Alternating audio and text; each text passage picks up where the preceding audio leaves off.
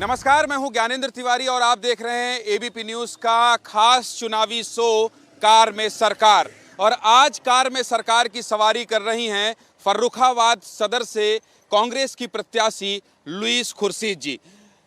आपने इस पूरे चुनाव प्रचार में, और मैं देख रहा था आपको कार्यालय में, ऐसे कीमती वक्त में आपने वक्त निकाला एबीपी न्यूज के इस खास शो के लिए। आपका बहुत बहुत धन्यवाद पहले तो, और स्वागत भी आपका इस कार्यक्रम में। शुक्रिया शुक्रिया। सलमान खुर्शीद जी की पत्नी जब मैं कहता हूं तो थोड़ा ऐसा लगता है केंद्रीय मंत्री। सलमान खुर्शीद जी का एक ओहदा, एक नाम, एक बार आप विधायक रही हैं, तो मैं क्या कहूं आपको, बतौर प्रत्याशी बात करूं या फिर नाम जोड़ता रहूं जो जुड़ ही गया है ईश्वर और अल्लाह के द्वार से। देखिए, ऐसा है, इस क्षेत्र में खुर्शीद परिवार का वजूद है, तो जाहिर है अगर आप सलमान साहब को जोड़ना चाहते हैं तो हम वेलकम करेंगे इसको। लेकिन पीएम मोदी तो परिवारवाद पर निशाना साधते हैं। जिस परिवार का आपने जिक्र किया कि खुर्शीद परिवार का एक नाम है, उसी परिवारवाद पर वो एक तरफ हमला बोल रहे हैं। कैसे आप लोग इसका जवाब देंगे? ये मैं जवाब आपको देंगे। एक कहावत है कि जब आप एक उंगली किसी की तरफ करते हैं तो 3 उंगली अपनी तरफ। प्रधानमंत्री परिवारवाद करते हैं, मैं गिन लूं उनके मंत्रिमंडल में और उनके इर्द गिर्द में कितने परिवार वाले हैं। कल्याण सिंह का बेटा राजवीर, वसुंधरा राजे का बेटा दुष्यंत, प्रमोद महाजन की बेटी, मुंडे की बेटी, मैं कहाँ तक गिनाएं, धूमल का बेटा जो उनके मंत्रिमंडल में है, तो मैं कितने, माधवराव सिंधिया का बेटा जो अब उनके साथ है। कहा आपने इतने शानदार तरीके से अपना पक्ष रखा, कांग्रेस के लोग क्यों नहीं रख पाते हैं? मैं कांग्रेस की पार्टी की जो स्थिति है अभी, उस पर आपसे बात कर रहा हूं कि ऐसा कांग्रेस के लोग शीर्ष नेता क्यों नहीं कर पा रहे हैं, अब मंच से क्यों नहीं जवाब दे पा रहे हैं, जो आपसे तो ट्रेनिंग लेना चाहिए उन्हें। सलमान साहब बराबर ये जवाब दे रहे हैं। मैं सिर्फ अपने घर के लोगों का जिम्मेदारी ले सकते हैं। देखिए, कांग्रेस जो है झूठ नहीं बोलते हैं, कांग्रेस बाहर आके चिल्लाते नहीं हैं, कांग्रेस सच बोलते हैं। और कभी कभी सच कड़वा है, जैसे मैंने अभी आपको बताया। ये बार बार कितने सालों से मोदी परिवारवाद कह रहे। ठीक है, आपका अपना परिवार नहीं है, अपने गिरबान में झांक लो भाई, अपने गिरबान में झांक लो। चलिए, अब एक मुद्दा भ्रष्टाचार का भी है, 71 लाख का भी है, आपके खिलाफ वारंट का भी है। केस निपट गया, खतरा तो नहीं है अभी? कोई खतरा नहीं है। इलाहाबाद हाई कोर्ट ने मुझे टोटल रिलीफ दिया, इसलिए इलाहाबाद हाई कोर्ट को पता है। एफआईआर हुआ, एफआईआर में मेरा नाम कहीं नहीं है। जांच हुआ, कई साल, 5 साल जांच हुआ, एफआईआर में मेरा कहीं नाम नहीं है। भाजपा सरकार आए, मेरा नाम जोड़ दिया। इस वजह से और किसी वजह से इलाहाबाद हाई कोर्ट ने मुझे टोटल प्रोटेक्शन दिया है, तो हमें कोई खतरा नहीं है। कोई खतरा नहीं? ना कोई जेल वेल जाने टाइप का तो नहीं? सवाल ही नहीं, कोई सवाल ही नहीं, कोई सवाल नहीं। खैर, अब देखिए, मेरे साथ जो शख्सियत हैं, जो वर्तमान विवाद चल रहा है, मुझे लगता है कि इनसे बेहतर कोई नहीं होगा उसे समझने और जनता को बताने के लिए। विधानसभा चुनाव चल रहा है, लेकिन विधानसभा चुनाव के बीच मैम आपको ये पता ही होगा, हिजाब का विवाद। हिजाब आपने तो नहीं पहना है? हम तो हिजाब नहीं पहनते हैं, हमने कभी नहीं पहना। मैं अपने सर पे दुपट्टा ज़रूर ओढ़ते हैं, मगर हम जब मंदिर में चले जाते हैं या मस्जिद में चले जाते हैं या किसी घर में पुरसे के लिए जाते हैं, नहीं तो मेरा तिरंगा ऐसे ही है, ये पिछले 30-35 साल से ऐसे ही है। मगर जहाँ हिजाब का सवाल है, मुझे जवाब देने की ज़रूरत नहीं, मेरे लीडर, मेरे नेता प्रियंका गांधी ने जवाब दिया।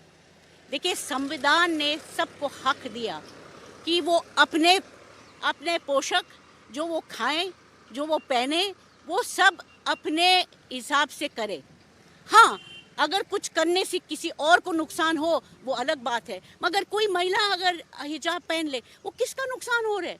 अगर कोई हिंदू महिला अपने सर ढक ले तो किसका नुकसान है? अगर कोई मुस्लिम महिला अगर बुर्का पहन ले, किसका नुकसान हो रहा है? किसी का हक नहीं है कि किसी के निजी जिंदगी में दखल अंदाजी करना किसी का हक नहीं। तो ये जो विवाद हो रहा है, इसको आप किस नजरिए से देखती हैं? क्या ये चुनाव है इसलिए हो रहा है, और क्या आपको लगता है कि हिजाब, बुर्का, हिंदू, मुसलमान आप तो पहले भी चुनाव लड़ चुकी हैं, विधायक रह चुकी हैं, सलमान साहब तो केंद्रीय मंत्री रह चुके हैं। चुनाव लड़ने और लड़वाने और मुद्दे में कितना फर्क देखती हैं आप? ये जो हिंदू मुस्लिम जो सवाल पूछ रहे हैं ना, आप गलत जगह पूछ रहे हैं, क्योंकि ये आप फर्रुखाबाद में पूछ रहे हैं। फर्रुखाबाद में जब पूरा देश में दंगा फसाद हुआ, फर्रुखाबाद में नहीं हुआ। फर्रुखाबाद एक प्रतीक है, गंगा जमुना तहजीब के एक प्रतीक है। यहाँ पे हिंदू और मुसलमान एक साथ है। फर्रुखाबाद के बारे में कहते हैं खरा खेल फर्रुखाबादी, खुला खेल फर्रुखाबाद, खुला खेल फर्रुखाबादी, खेल फर्रुखाबादी। यहाँ पे अगर ये कोशिश भी करे, हम पहले इसके जवाब देने से पहले मैं जहाँ आपने शुरू किया उसका मैं जवाब देना चाहती हूँ। बिल्कुल कि हिजाब का मसला आज क्यों उठ रहे? अरे पिछले 5 साल से था वही मसला है, लड़की हिजाब पहन रहे। भारतीय जनता पार्टी ने इशू क्यों नहीं उठाया? मैं आपको जवाब दे देंगे, इसलिए नहीं उठाया, उनके पास और कोई मुद्दे नहीं है उसके पास। और ये जो अरे मुद्दा मान लीजिए नहीं भी है, मैं 2 मिनट के लिए रोकूंगा। आप जवाब इतना अच्छा दे रही हैं कि मुझे भी सुनने का मतलब उसमें बहुत ज्ञान है। उनको मुद्दा नहीं मिलता। जब आप अयोध्या पर किताब लिख देते हैं सलमान साहब और ISI से तुलना कर देते हैं हिंदुत्व का, तो मुद्दा मिल जाता है बीजेपी को। आप घर में जब बैठते होंगे तो आप सलमान साहब को समझाते नहीं कि वकील साहब कहाँ फंस गए आप इन चक्करों में, समझाती हैं आप? अच्छा, आप जानते हैं कि फर्रुखाबाद लोकसभा में कुल 13.5% मुसलमान है, ठीक है? और सलमान साहब ने किताब जो कई महीने पहले लिखा, किसी फर्रुखाबादी ने सवाल नहीं उठाया, किसी फर्रुखाबादी ने सवाल नहीं उठाया। ये चुनाव भर और मैं सिर्फ मुसलमान वोट से नहीं जीत सकते, कोई प्रत्याशी नहीं जीत सकते सिर्फ अपने जात और अपने धर्म से। मैं हर एक मोहल्ले में, हर एक गांव में अलग अलग किस्म के लोगों के पास जा रहे, चाहे लोधी हो या शाक्य हो या SC हो या मुसलमान हो, किसी ने उंगली नहीं उठाया, किसी ने किताब का जिक्र भी नहीं किया। इसका मतलब कि जिसने जिक्र किया उसका तो जवाब तो हाई कोर्ट और सुप्रीम कोर्ट ने दिया भाई। जिसने सवाल उठाया हाई कोर्ट और सुप्रीम कोर्ट उतने में तो मैम आपको पता है कि उतने में तो काम हो जाता है बीजेपी का। मगर उतना ही हुआ, फर्रुखाबाद में काम नहीं हुआ, किसी ने सवाल ही नहीं पूछा। आप जीत रही हैं? मुझे लगता है, और मैं आपको इसका कारण क्यों लगता है और कारण, बिल्कुल मेरे सवाल पूछने से पहले ही आप वहाँ पहुँच गई। जी बताइए।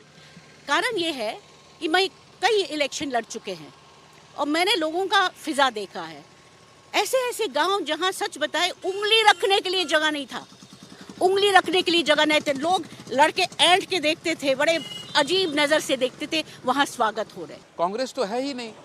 विपक्ष की गिनती में कांग्रेस को जिस तरह से काउंट किया जा रहा है, वोट कटवा पार्टी कह रहे हैं 2-3 सीट आ जाए तो बहुत है। बताइए मुझे, विपक्ष ये कहेंगे कि कांग्रेस जीत रहे? ये कौन से सवाल है भैया? कुछ सोच समझ के सवाल पूछो।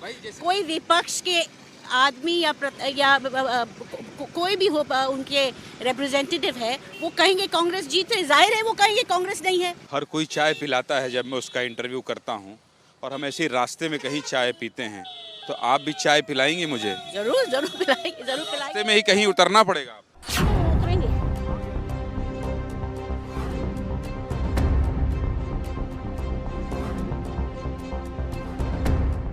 लोग कहते हैं कि साहब नौकरी नहीं है।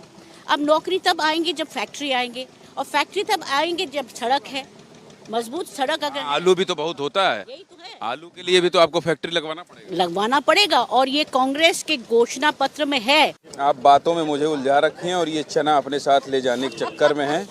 ये मैं भी थोड़ा हाँ नहीं, मैं सोचा थोड़ा सा टेस्ट तो कर लूं। ऐसा है। हाँ। आप इस चना पे चर्चा करिए, चाय पे चर्चा नहीं। चाय पे चर्चा किसी और का स्लोगन है। अच्छा, आप चना पे चर्चा करिए। अच्छा, तो फिर चना पे चर्चा मान लेते चना पे हैं। चर्चा ये लीजिए करिए। चना, आप भी लीजिए। लीजिए भाई साहब, थोड़ा चला तो लीजिए। कितना हुआ चाय का? कुटरा के है? अच्छा, भैया ध्यान रखना। तो चलिए, इस आपाधापी के बीच और इतनी व्यस्तता के बीच लुईस खुर्शीद जी ने हमें समय दिया और कार में सरकार की सवारी की, उसके लिए आपका बहुत बहुत शुक्रिया मैम। शुक्रिया, आपको शुक्रिया। तो आपने आज देखा लुईस खुर्शीद के साथ कार में सरकार की सवारी। अगले बार किसी और खास मेहमान के साथ हाजिर होंगे, और तब तक आप देखते रहिए और बने रहिए ABP न्यूज़ के साथ। नमस्कार।